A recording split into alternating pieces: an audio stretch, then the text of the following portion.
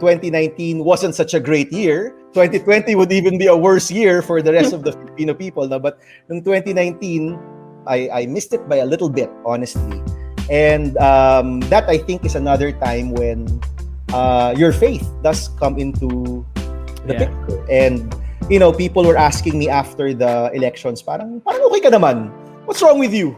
Diba? Kasi, Sam, guys, there are some stories na pag natalo sa election or, hindi umabot, especially if it's a small margin, people get depressed, people get suicidal, or they become very angry, and I've seen it. I've seen it with colleagues and friends. And people were asking parang like a few months later, parang mukha ka namang okay. Parang may problema ka ata. Okay, or you seem to be okay. And honestly, I think that was where my faith really played a big role. This podcast is powered by Podcast Network Asia and Podmetrics.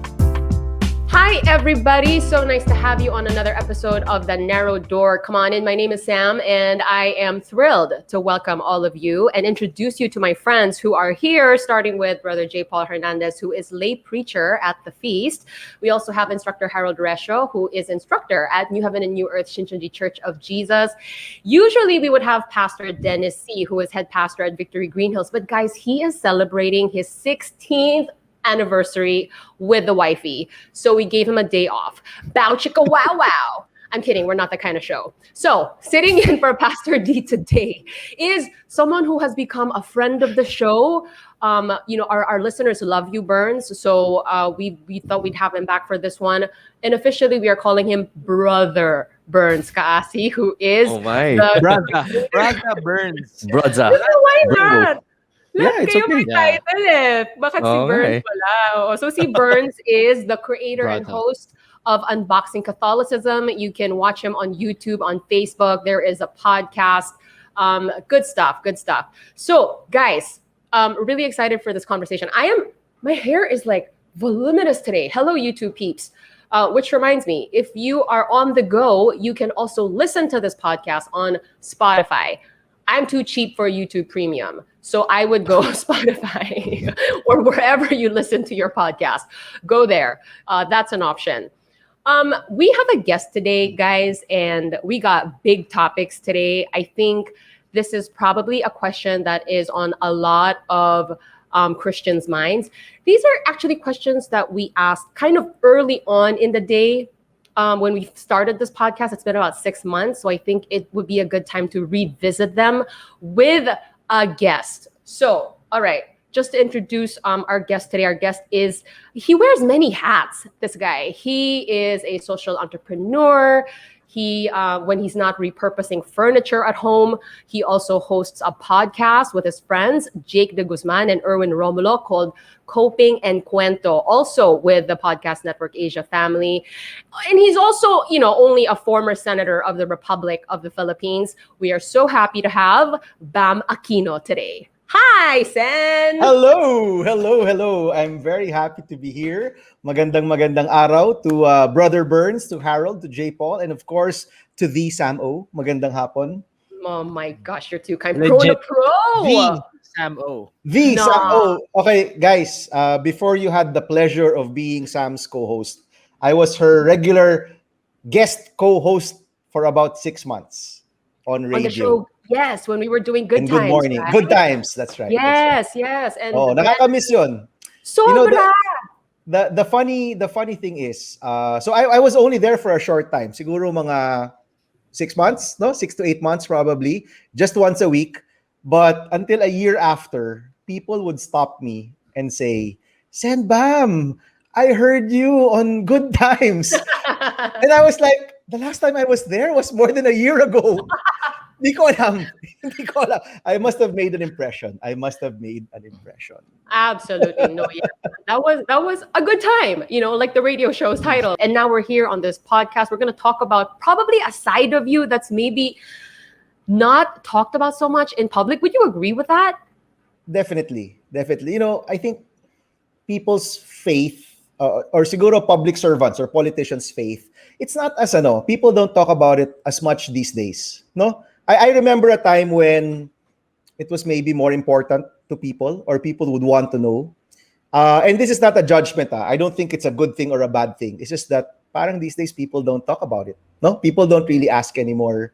Or maybe people are not as open in sharing their faith journey.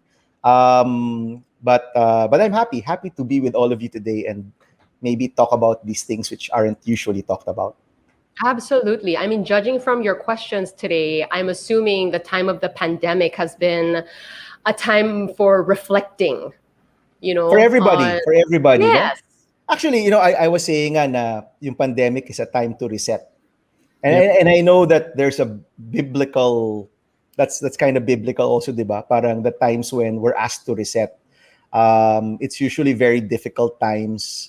It's usually very challenging times. And these days, parang we're all asked to take stock of where we are and also press, or we're not pressing the reset button. Maybe it's been pressed for us, no? But sayang naman if we don't learn or if we don't get out of this challenge better off, diba? So like, for example, I'm an avid churchgoer. The last time before the pandemic that I missed Sunday Mass was probably grade school when I was sick and my parents left me at home. No, but all of my adult life, wala akong na-miss. Kahit I'm in another country, I've been to Mass in Bosnia. Okay? As in,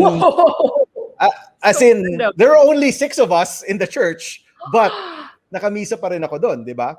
And I always thought that was a huge part of me na, I and my wife, no, thankfully, when I got married and in our family life, we do it. We go to Mass every Sunday or Saturday night or whatever. And then suddenly, next thing you know, mag 1 year na ako na hindi nagsisimba physically. And it's a reset, right? It's a reset. It's like, okay, that's something you have to let go of. Seeing your friends, no? I would see a lot of my friends regularly, and now I don't see them. I like talking to people. So before the pandemic, makikita mo ako in a coffee shop, talking to people, having meetings. I draw a lot of energy from talking to people. And now, that's so limited, no? I see a lot of screens, unfortunately. I see a lot of boxes these days, diba? Oh, don't and because I'm diabetic, mahirap rin for me to go out, no? Doble yung ingat ko going out. So, a lot of these things that we thought parang were so important, suddenly nag-iba. And now, things that you didn't think were important are suddenly more important to you. And I'm sure there's like a biblical lesson, or I'm sure there's like, there's our others guests, our other hosts here, I'm sure have something to share about that, diba? And parang sayang naman if we go through this challenge as a shared challenge for everybody, diba? Kasi when does humanity actually go through a shared experience like a pandemic or a shared experience like this? And parang I'm hoping and praying na sana naman we get out of this, because I know we will get out of it. Yeah. I know that we will get out of this, but sana we get out of it more reflective, kinder, more generous to other people, rather than the opposite, which is we become more closed off, more spiteful, Yeah. Diba? So parang sana when this does end, and it will definitely end, we can all come out and say that was a harrowing experience, but you know what? Through God's will, we're all better off, no? And those are the challenges, siguro, the reflections I still think about kahit papaano these days, no? Very well said. You sound like you're running for office or something. No, what's that? No, but see, like, this is why you do what you do. Like, you're so charming, and like, the inspiration and all of that. Like, I love it. I was gonna say nga parang okay na yan, yun yung episode, guys. Tara na, okay na yan. No, but wrap up na. Thank you. No, but yeah, you brought some questions today. Before we get to that though, I wanted to talk about, I did like a quick search on like, you, just to get a little background of maybe if there's anything about your faith life or whatever. And I was really surprised because I found out that you were actually quite active in Catholic circles when you were still in school. Like, you were constitutional chairman of the National Union of Catholic Student Councils, which was a mouthful. And when you were in high school, you joined the Ateneo Catechetical instructional league and taught catechism in public schools. You taught catechism. Oh, medyo ancient history na yan, Sam, guys. Medyo parang panahon ni Kopong-Kopong talaga to. This is grabe, ang legit naman kasi. Parang legit naman kasi. Okay sana si Senator Bam kaso nag-Ateneo siya Yun yung pinaka... Nobody's perfect. Nobody's perfect. Yung asawa ko kasi is Lasal, di ba? Yun yung joke ng tatay ko sa kanya. Honey, you're great, but nobody's perfect, di ba? Kasi joke lang to all the Green Archers. Joke lang din, Senator. Yeah, alam mo, ACIL. Actually, that began even earlier. No? I was a sacristan in our little chapel here sa village namin. No? I was a sacristan. And we had a number of really nice parish priests here sa village namin. No? And that was, I look forward to it, no? Serving at Mass when I was like 10 years old or 11 years old. When I got to high school, there was an opportunity to join ACIL, which is one of the oldest organizations in Ateneo High School. And basically, every, if I'm not mistaken, twice a week, was it Tuesday and Thursday? Basta twice a week, after class, you would go to a nearby public school and teach catechism. Nice. Yun, I did that for 3 years, I think. 3 years. Nice. Second, third, and fourth year high school. I was the chairman of the org. What a term, org, di ba? What a dated term, yung org. Ako yung chairman ng org. Org tawag na yun? Hindi ko alam Parang, org pa rin ba? Parang napaka-90s It's such a 90s term. But the truth was, I didn't really join ACIL because of the catechism. I joined it initially because I was able to leave the school. You know? lahat ng opportunity to leave, to go outside, diba? Was which is why nag-student counselor na ko in college, because you had a lot of opportunities to go outside.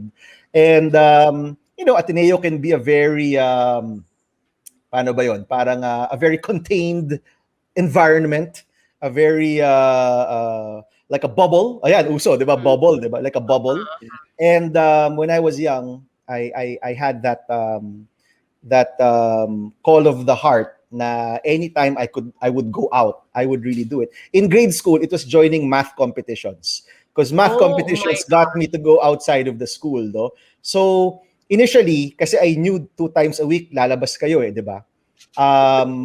I joined, but I ended up really liking it. Medyo seryoso yun. We would have lesson plans based on a parable or mostly New Testament. I don't remember if we had a lot of Old Testament lessons, mostly New Testament. Beatitudes, mga ganyan, Sermon on the Mount, a lot of parables.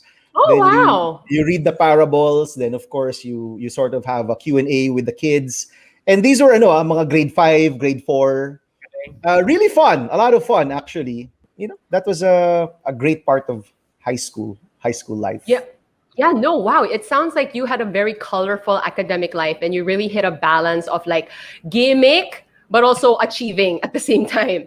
And you managed to stay on like a solid Catholic all throughout. It helped na medyo nerd ako, di ba? It helped na medyo nerd. Medyo limited rin naman yung mga gimmick ko, di ba? Yeah. Senator Bam, can I ask you a question? Galing kasi, like for example, so did you learn your public service heart like from your family or from doing this, or everything together? All together. So nakwento ko to, I think in Sam knows the story, but of course coming from a family now, there are a lot of politicians, public servants, and people who have literally died for the country. It does affect you. It does shape you. No? So when I was 6, that was when Ninoy was shot, when Tito Ninoy was shot. That was in the 80s, no? And that experience leading up to 86, the first People Power Revolution, EDSA People Power Revolution, of course, was a big part of my childhood. So Nice. So as a young boy, parang may tawag yung puso mo for public service, no?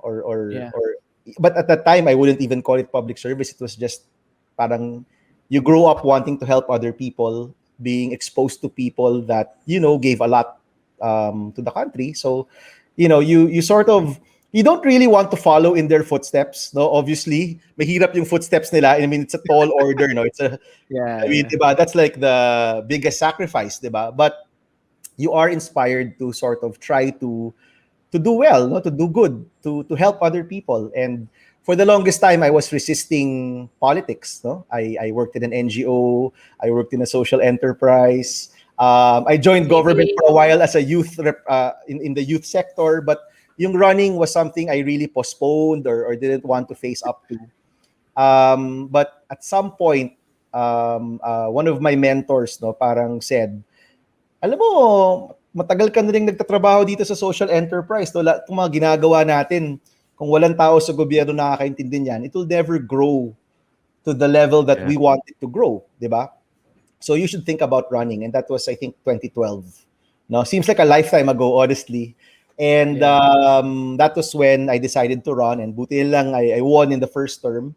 And, those 6 years, actually, we were able to pass the Go Negosyo Act, the Free College Act, a lot of other important laws. And all of those laws, parang you could trace them back to experiences in social enterprise, experiences in the student council, experiences going out to barangka, and alam mo yun, parang makukonek-connect mo lahat siya. And I'm just happy that I was given that opportunity to be able to give back, no? And of course, 2019 wasn't such a great year. 2020 would even be a worse year for the rest of the Filipino people. No? But in 2019, I missed it by a little bit, honestly. And that, I think, is another time when your faith does come into the picture. And, people were asking me after the elections, parang okay ka naman. What's wrong with you? Parang okay ka naman. Diba? Kasi, Sam, no, guys, there are some stories, no, pag natalo sa election or, hindi umabot, especially if it's a small margin, people get depressed, people get suicidal, or they become very angry, and I've seen it. No, I've seen it with colleagues and friends. And people were asking parang like a few months later, parang mukha ka namang okay. Parang may problema ka ata. Okay, or you seem to be okay. And honestly, I think that was where my faith really played a big role. No? Kasi hindi naman pwedeng faithful ka kapag good times lang, no pun intended, Sam, di ba? faithful ka, period, di ba? And, I remember we had a small mass dito sa, again, the chapel ko saan ako nagsakristan. When I was 10 years old, no, we had a mass. My parents asked for like a little mass. A few days before the election, the Saturday before the election. Elections, of course, is Monday. And, I was praying there. And yung pumasok sa isipan ko was whatever comes next is yours. Okay. Whatever comes next is yours. With a capital Y, of course. With a capital Y. And that was my prayer the Saturday before the election. Sunday, you're not allowed to campaign. So parang rest day yun for everyone.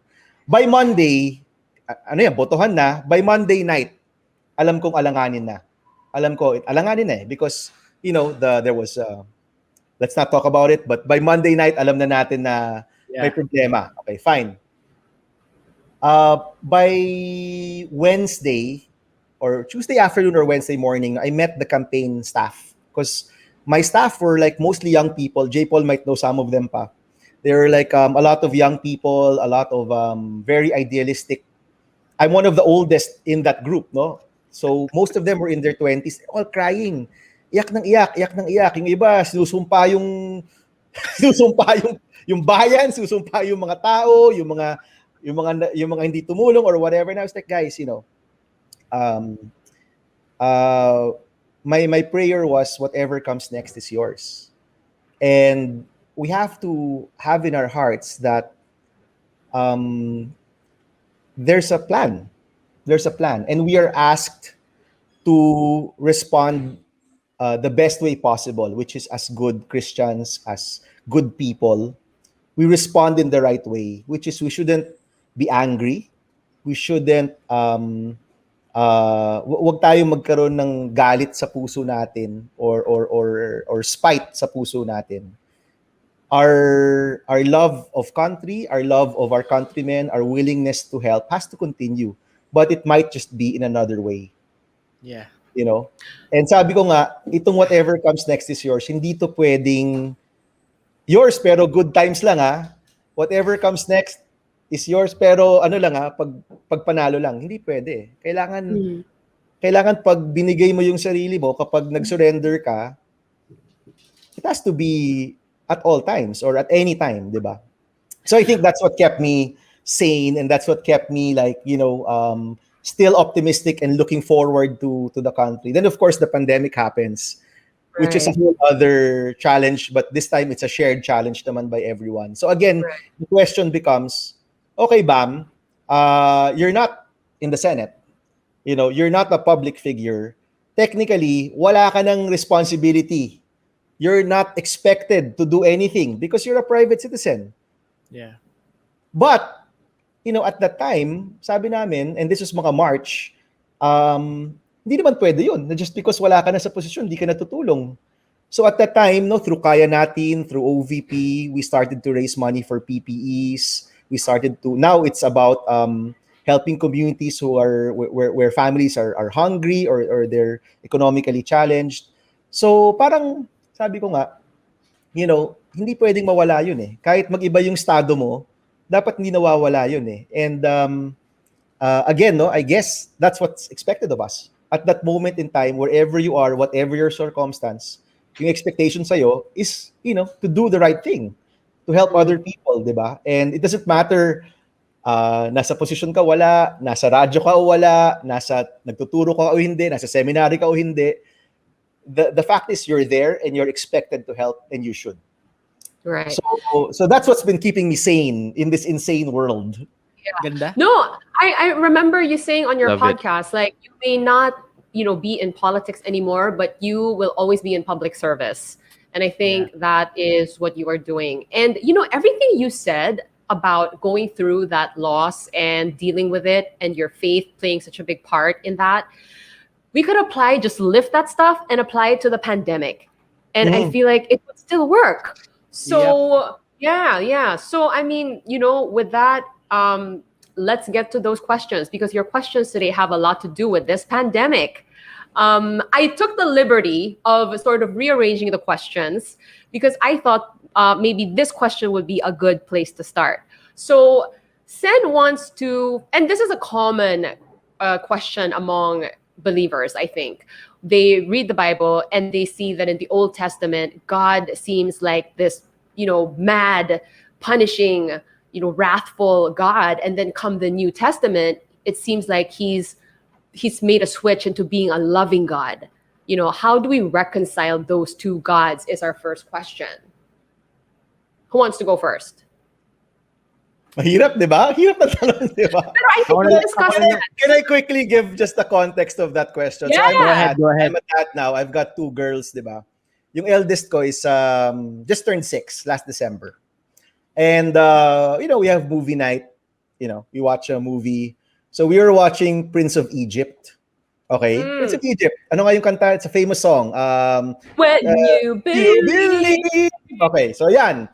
So, Yeah. to be honest, I wanted her to watch the song. I forgot the movie. Maganda yung kanta, panoorin na lang natin, fine. So we get to the 7 plagues. Okay? We get to the 7 plagues. So si Moses, tapos na, nag-river, nahanap na, grew up with the Pharaoh. Tama, di ba? Grew up with the Pharaoh, nagka-problema, na-banish, met his would-be wife in the desert, saw the bush. Okay na. All throughout, okay. And of course, you would ask questions and I would answer, yeah, ganyan. Okay, fine. Umabot na kami sa plague. Ito na. Nag-plague na. I think it was the shucks. The frogs. Maybe the frogs. The frogs ba? Basta. Okay. And then my daughter tells me, Dad, did God know that all those people would be hurt? Problema to. Sabi ko, problema to. Hindi ko ata to masasagot. So, I chickened out. I fast-forwarded. Hindi ko na siyempre papaabutin sa firstborn. Di ba? Hindi ko na papaabutin dun sa death of the firstborn. Fast forward ko na lang. As in, fast forward ko. Next thing she knows, liberation na. Do you believe na yung kanta? Okay, yan yung context ng tanong na yan. Parang, paano na to? Kasi, I mean, what an innocent question. Yeah. Dad, did God know that all those people would be hurt? She goes like that. And I'm like, pag-usapan natin yung cartoons. Parang ganyan, di ba? I appreciate your honesty. I just straight up chickened out, guys, and fast forward the thing, So what, okay. So please tell me, what Hilarious. should I have answered? What should I have answered? And are we schizophrenic with Old and New Testament? Siguro I'll go ahead kasi ako yung may anak. I mean, wala si Pastor Aray ko Dennis. naman. Yeah, go. These are the things we're stressed. Kahit anong galing mo mag-preach, it's hard. Anyway, very, very, very, very, very, very, very beautiful existential question by your child, Senator Bam, because these are the things that we should be asking God. And ito talaga yung mga pinupush. Tanungin mo, ask God, pray about it, and really wonder, because as how we wonder, doon natin nabubuksan yung mystery of the faith, and that's where we really learn. And these are the things I believe Saint Irenaeus was answering during the 2nd century. Yung bakit inallow ni Lord to? Bakit ganito to? And I love what yung kanyang how he depicted the Bible as a big epic story, na love story siya na, or parang, sorry, not love story. Yes, love story siya, but it's an epic growth of like God is the same, and from Adam and Eve to Noah, etc., to Moses, etc., and then onwards, it was like pagbata ka, na only napaperceive mo ang isang bagay ng ganito lang kaliit, and then as you grow older, okay, ganito pala si God, ganito pala, and then until you become parang pang-college na intelligence mo. So there are things that the Israelites did not understand about God. They just only thought, kita mo naman buong Old Testament, if you do something, God will kill you. But that doesn't mean iba ang God natin nun. It's just we understood God differently. I think we talk about it a lot, and Pastor Dennis is actually the more expert on this, on like yung nung time kasi na yon, may mga cultural truths around Israel, Egypt na teka, pare-pareho.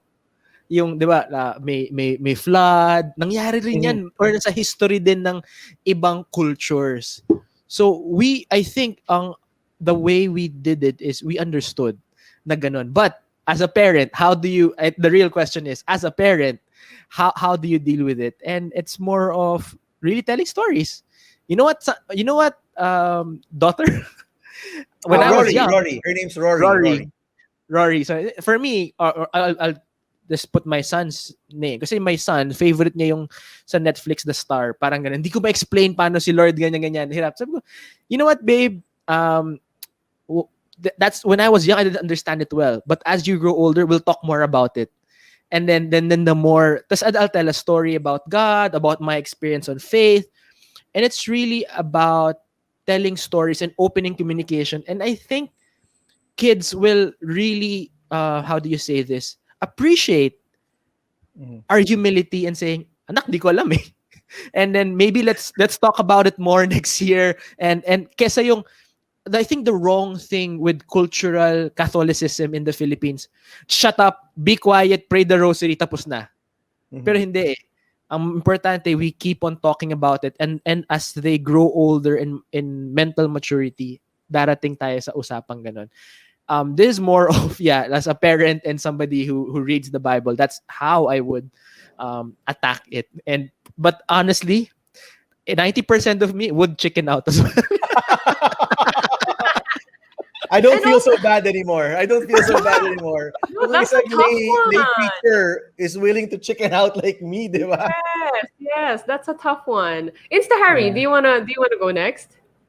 Oh wait, yes. So basically, I think nabanggit ni Brother Shay, but God is unchanging. That's one fundamental thing that we have to know. He is the same yesterday, today, and forever. But what changed? What actually changed is the time or the era. Because katulad ng story ni Moses, it was in the Old Testament. In the Old Testament, it's more of on the physical aspect. It's the physical era. But in the New Testament, it had the shift and it became spiritual. For example, sa Old Testament, yung lineage, for you to become the children of God, you have to be born of the natural descent from Abraham for you to be acknowledged na chosen people ka ng Diyos. Even yung miracles, yung bread, yung manna coming from heaven, yung quail, even yung pagpart ng Red Sea, it's all physical. Even yung pillar of cloud in the morning and pillar of fire at night, everything is physical na nakikita nila. But what is God's purpose? Bakit niya to ginagawa sa mga tao nun? It's for them to believe in Him at hindi nila talikuran yung Diyos. But we know na hindi rin naman ganun yung nangyari. They still betrayed God. Pero yun nga, in the Old Testament, everything is physical. Even yung judgment. You're already a priest and you are serving in God's temple.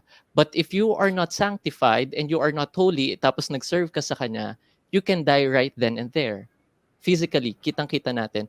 But nagkaroon ng shift when Jesus comes in the first coming. In John chapter 1, nakalagay doon in verse 11 to 13, He came to which that was His own, but His own did not receive Him. That's why those who will be able to believe in Jesus will become the children of God, not born of the natural descent or yung physical descent anymore, but born of God. So, nagkaroon na ng shift. Hindi na siya physical. Kaya yung genealogy hanggang kay Jesus na lang because nagsimula na siya ng panibago. And even the judgment itself, hindi lang pala yung sa miracles, i-connect ko lang din sa kanina, yung miracles, man does not live on bread alone or yung manna, but lives from the words that's coming out from the mouth of God. Ibig sabihin, spiritual na rin, hindi lang physical na food, spiritual food din kailangan natin. And even in judgment, hindi na lang siya physical, but also makokonect din natin siya spiritually. Na sinabi ni Jesus in John chapter 12 verse 48 that the very words that come from His mouth o yung words na meron si Jesus will condemn the people na hindi maniniwala sa mga salitang to. So, mangyayari to, ito yung magiging judge at the time of the end. So, pwede natin siya makita on that aspect. So, does it mean that mahirap to look at these Old Testament stories without the context of the New Testament? Can you appreciate the Old Testament on its own, for example? Or does everything have to parang babalansehin mo with the New Testament stories? I mean, talking as a father who might try to explain this again to my child one day, di ba? I mean, pag in-explain mo, kailangan mo siya i-connect sa new or not necessarily? Actually, yun yung kagandahan ng Bible. That the Bible itself is one. Kailangan lang natin makita yung connection nung sa Old Testament sa New Testament. And I think one other aspect that we can look at bukod sa nagbago yung time or yung era is that nagbago rin yung maturity ng mga chosen people ng Diyos. Because in the Old Testament, ayun, ang daming laws na binigay kay Moses, 600 plus. Hindi lang yung 10 commandments na nadun sa tablets, but in total, 600 plus na commandments yung binigay sa mga Israelites noon. Kumbaga, ang daming rules. Do not do this, do not worship other gods, do not kill, do not steal. Napakarami. But also, bakit yung ginagawa ng Diyos? Because He loves the people. Ayaw niya mapapahamak yung mga tao. And same thing, hindi pa po ako magulang, but I believe yung magulang ko, kaya maraming pinagbabawal ng bata ako because they love me. You would usually say, oh, don't talk to strangers, ha? Or oh, don't touch these sharp objects like ano ba to, kutsilyo, knife, or scissors. Kasi we don't want them to be harmed. Mm-hmm. It's out of it's out of the love of our parents dun sa children. At habang lumalaki sila, makikita natin na magmamature sila. Now, when they become mature, yun na yung hindi na natin kailangan nung paulit-ulit pang bawal kang makikipag-usap sa stranger or yung mga gantong bagay. So, same thing na even Apostle Paul, sabi niya, when I was still a child, I talked like a child. I thought like a child. I reasoned like a child. But when I become a man, I put the ways of childhood behind me. Kasi eventually, kailangan din natin maging mature. Even in the book of Hebrews, sa chapter 6, doon ine-express na ang gusto ng Diyos sa atin na iwanan natin yung elementary na klase ng faith meron tayo, kundi kailangan natin maging mature.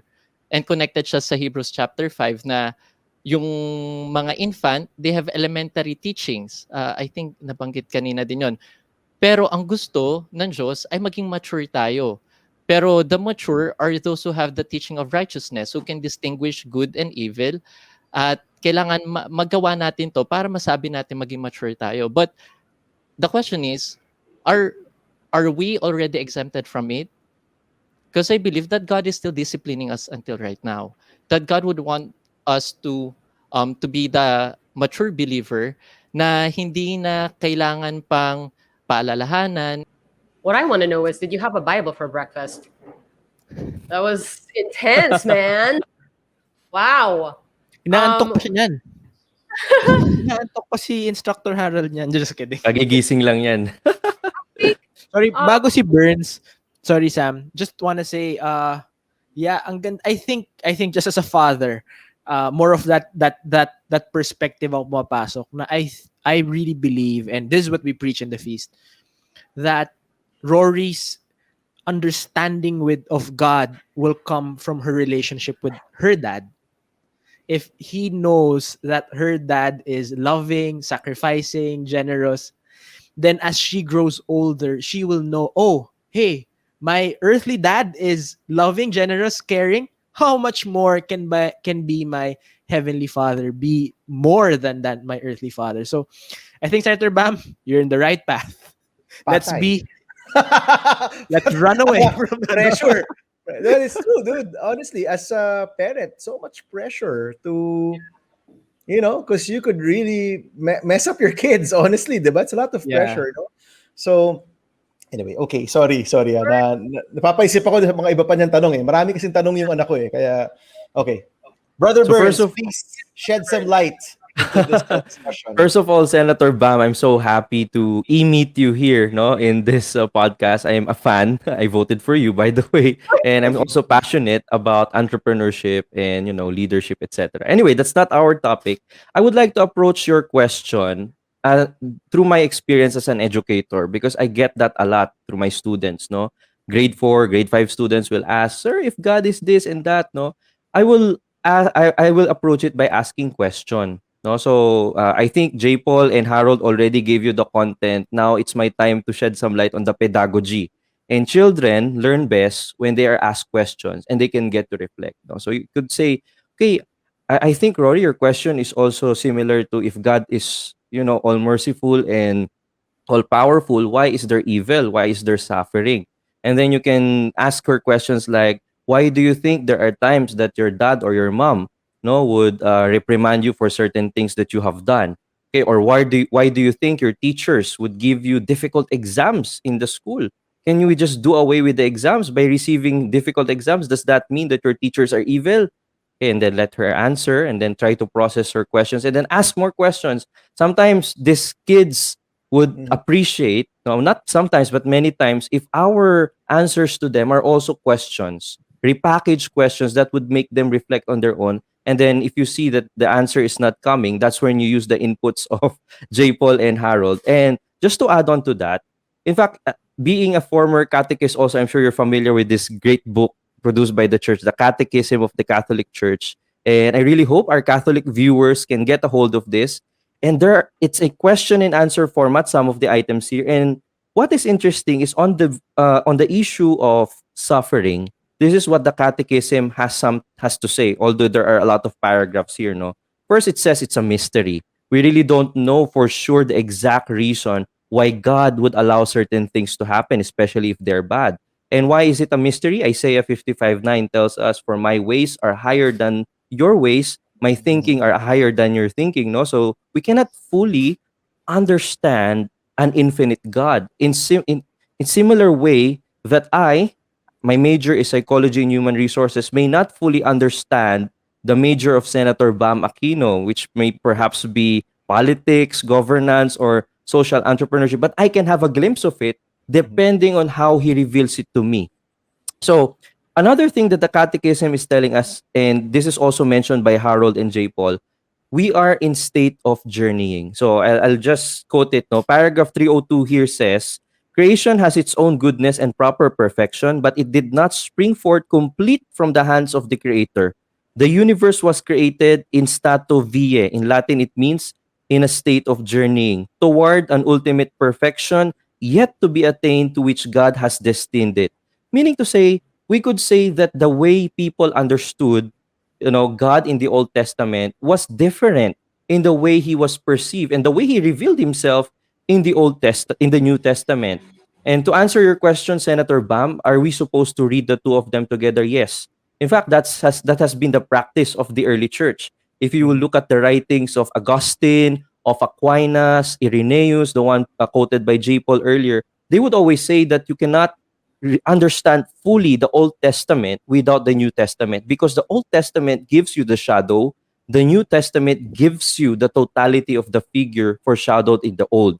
So what am I trying to say? Let's give a very particular example. Many people would see God as a punisher in the Old Testament because that's how they understood. We have to remember, friends, that when the Old Testament writers say God hit this person with this punishment, it's just a human way of describing how they understood God.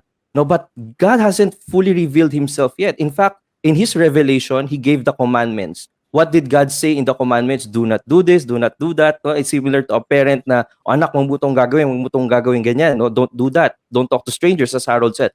But in the New Testament, the do nots evolve into something deeper, because when Jesus was asked, what's the summary of the commandment? It's not anymore negatively Oh, phrased. it's It's love your positively God, di phrased. ba? Love your Love neighbor God as with all, yourself. exactly, send Bam, and then love your neighbor as yourself. But God went further than that. He did not just say what we are supposed to do. He showed it. So in the Old Testament, you could say that God was quote unquote punishing people out of his just, but in the New Testament, you see the mercy of God, because God did not punish people, he suffered with people. He bore the cross and even gave everything on that cross. He died for us so that he could live. So perhaps you could say, you could go back to J. Paul's suggestion, no, na after explaining it to her, perhaps things may not be clear yet, and then you can just Mm. remind your daughter, it's okay. Please continue asking these questions, because these are good questions. And we may not find the total answers now because we are in a state of journeying. Your dad is also in the process of understanding God even more. And I'm sure, let me ask you, Rory, do you also understand your dad perfectly now? Do you know what's in my mind? Do you know what I'm feeling about my work? And then Rory, how young is Rory, Sir Senbam? Six. 6. And Rory would say, Daddy, I still don't know yet what you are really thinking about, what you're feeling, all to the fullest extent. And then you can remind her, don't worry, Rory, since I am your dad, I will continuously reveal all the things that I'm doing, all the plans that I have for you, because sooner or later you will understand me more. And that's how we are in the state of journeying in our faith. And that presupposes also, Senbam, that it's a very beautiful thing. I'm from PAREF. I'm not sure if you're familiar with Parents Mm. for Education Foundation, and we really give emphasis to this, that the parents are the primary educators of the children. Yun yung philosophy namin sa school eh. So we also give parent formation. And then once your kid starts asking this very beautiful question about the faith, it's also a challenge for us, no? As dads, I'll be a future dad. No, I don't know when, but I will. If I will be in that situation, and this is what our dads in our schools are doing, they ask questions, and it's very good, Senbam, that you're asking questions, dialoguing with people to know the answer so you can simplify it for your daughter. And it also presupposes, and it also requires us to seek God, no, even more, to ask the Holy Spirit, Lord, give me opportunities to discover the faith more, to be deeper in doctrine. As Saint Jose Maria Escriva said, and I will end with this, no, ours should be the piety of children, but the sure doctrine of theologians. So it's also something that we can, remind ourselves, ako, kailangan ko pag-aralan yung catechism, kailangan ko magbasa ng Biblia, kailangan kong umattend ng Bible study if that's what's needed, etc. Kailangan kong manood ng The Narrow Door with Yan. Bernz, Harold, JPaul, and Sam O. Pwede ko kayong pahirapan ng konti. May I be given the chance to do a harder question? Sige po. Hindi naman mala Senate investigation question, hindi naman. But let's say hindi ako nag-fast forward. Tapos umabot ako dun sa firstborn. Mm. 'Di ba? Because even ako when I was young, that was difficult to comprehend, right? Yes. 'Di ba? If at that point Rory said, "So Dad, did God really kill all those babies? Because take note, at the beginning of the movie, si Pharaoh was doing the wrong thing by killing the babies of the Jewish community. 'Di ba? Kaya tinago si Moses. And then, later on in the story, which serves as the mid-climax of the movie, um, a similar thing happens, which is the firstborn of the Egyptians actually die. And although hindi naman kami umabot dito, but if you're a little bit more, kung medyo mas pilosopo ka, and the Jewish children who forgot to paint, whose parents forgot to paint their doors. Diba? Because there was a specific ask You have to paint the doors. Diba? What if wala ka doon nung sinabi yon? Nakalimutan mo. Diba? Or wala. You didn't get the message. Diba? So, it could very well be that there were also Jewish children who had passed away. Okay. So, assuming hindi ako nag-chicken out, and napanood namin yon, at yun ni Rory bigla, so Dad, this actually, God did that? Did this happen? Okay. Can I get share all of first? your answers. I get all of your answers, but please help me. Help me out here. Yes. Yeah, Sam, if it's okay, I can give a quick answer because I'll be leaving in 4 minutes for a work meeting. So sorry, Senbam, would love to chat with you more next time. But this is how I could explain it. No, so Rory, we have to remember that there are two. When we speak of God's will, sometimes we take it loosely as if everything that is happening is actively willed by God. But if you study more of theology, and theology is the study of how God reveals himself to man through sacred scriptures and sacred traditions, anyway, you could realize that there are two types of God's will. This is imperfect in its explanation. There's such a thing as perfect will, and there's such a thing as permissive will. So the perfect will is always good because this is the plan of God for us, that he created everything to be good, that God wanted us to reach him in heaven. In fact, that's the first paragraph of the Catechism of the Church. This book contains all the official teachings of the Church, I mean in systematic summarized form. Paragraph 1 tells us that God, in his infinite wisdom, wanting us to be with him. And that's what the Bible is telling us. Perhaps Harold can give the verses later on God's predestination for us to become his children. No, but God also allows certain people to violate his commandments because of the gift of freedom.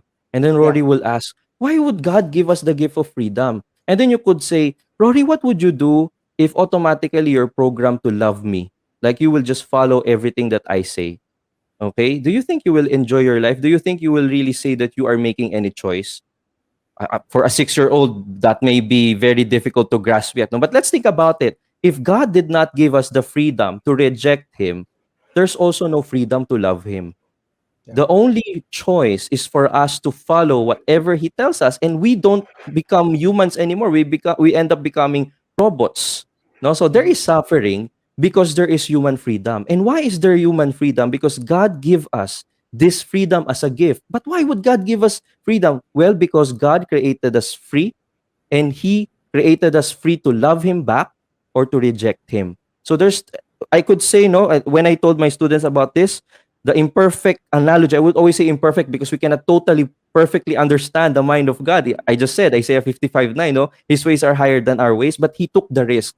God in creation took the risk of giving us freedom because he loves us so much that he wants to pursue us and prove to us that he is worthy of our love, but we can always reject that offering by sinning, by turning away. So I think that could be a possible explanation. Of course, it's not exhaustive. It's really a mystery, as we would say, no? And we trust in the mercy and providence of God. As Proverbs 3:5 would say, trust in the Lord with all of your heart and lean not on our own understanding, because our understanding can be limited. But it doesn't also mean that we stop asking questions. That's why we have this dialogue. That's why we are trying to unbox the scriptures and the teachings of the church to understand this concept more. So I hope that made a little sense, and Bam. Thank you so much, Brother Bernz. Brother Bernz has to get on out of here because if he doesn't, he's going to get fired. So, yeah, right. Thank you. Brother Bernz. Okay? Bye. Thank you, Bernz. God bless. Perfect and permissive will. You can discuss that more. All right. Bye-bye. Okay. Bye. I mean, gosh, Sen, I feel like, if you want my genius advice, I think the answer is just watch Finding Nemo next time. Don't do biblical stuff. Alam mo, ganda kasi nung kanta eh. Ang ganda nung kanta eh. Can I try to take a stab on this? Please. Kasi I think the Yeah. challenge talaga is how do you explain it to a child, right? To a 6-year-old. Ang hirap talaga eh. Yes, but Insta-Harry, go ahead. Yes, I think that's gonna be extra challenge to explain it to a young person. Pero yun nga, I think the way we understand it is because we have to go back dun sa nature ng Diyos. Aside from He is loving, He's also just. So, ang gusto ng Diyos, mag-obey tayo sa Kanya. We need to be obedient to Him. At kapag hindi tayo nag-obey, yun nga, may karampatang punishment yun. So, kung tutuusin, dun sa story na yun, when the Israelites are still in Egypt, hindi naman kasi sila exempted na yung firstborn nila ay hindi mamamatay. Pero bakit hindi namatay yung firstborn nila? It's because they obey yung command ng Diyos na you have to do this, you have to eat this Passover lamb, you have to get the blood, paint it on the door frame of on the door frame of your houses para when the angel of death would come, magpa-pass over siya sa pintuan ng house ninyo at hindi mamamatay yung firstborn nyo. So, doon makikita natin na God is really a covenant-keeping God dahil yun yung promise niya na dapat tayo mismo mag-obey din kasi on His end, ikikip niya rin yun. But I think I was trying to understand Rory's question eh. Kasi kung like ako, the first time I saw that as a child, okay lang eh. I mean, as bad as it is to say, kasi the portrayal is that the Egyptians are bad and that the Israelites are good. Tama, di ba? As young children, that's what we see. But for Rory, she was more expansive than that eh. Nakita niya na kahit sabihin mo na kahit masama si Pharaoh, masama yung mga sundalo, masama, pero hindi naman masama lahat ng mga taong to eh. And even if masama sila, do they really deserve that kind of suffering and punishment? That was where kaya na-appreciate ko yung tanong niya kasi it came from such an innocent place na tayo kasi we paint people as bad or good, red, yellow, taga dito ka, taga dyan ka. But as a young child, wala siyang ganung distinction. It was all of these people are God's children. And to be fair to our current understanding of our faith, mas ganoon na tayo mag-isip, di ba? We don't think anymore na, lahat ng mga taong yan masama, lahat ng mga taong ito mabuti. Hindi na tayo ganoon mag-isip na rin, di ba? Kaya ako na-appreciate yung tanong niya kasi, or I don't know, kasi alam mo naman kami ni JPaul, we love our children so much, di ba? But alam mo yung, masyado ba ako supportive na parent? But what I understood from her question was, even if, tanggapin na natin na in this story, may good tsaka may bad, pero kahit itong mga bad people, they still don't deserve this kind of hardship. Because definitely not all of these Egyptians are bad people. And maybe in her mind, even if they were, would the death of definitely an innocent child, would that be warranted or not? Diba? Kaya ako napaisip sa tanong niya. Kasi malalim eh. Diba? Hindi lang siya simple na black or white eh. Diba? Now, I kind of get also the answer na, and I know this is I'm treading on thin ice here, pero yung don't take it literally. Should you go there? Should you go there na, honey, alam mo, these are stories, don't take it literally? Is that a good thing to say? Meaning like these stories in the Bible, they're not necessarily real events that happen. Parang ganon. Yeah, okay ba yun sabihin o hindi? But is that true? That like happened. I'm sorry? That actually happened. So I don't think it's safe to say na Don't take it literally. But yeah, actually, yung mga stories in the Old Testament, these are shadow and copy of the future things to come. So I think nabanggit yun ni Bernz kanina, and that's why when we understand the Old Testament, mas madali din natin mauunawaan yung sa New Testament because there will be the fulfillment of what was promised in the Old Testament. Kumbaga, we can draw stories from the Old Testament na mauunawaan natin kapag nagkaroon na siya ng fulfillment. Flying house na lang kasi, Sen. Para, it's so weird. Diba?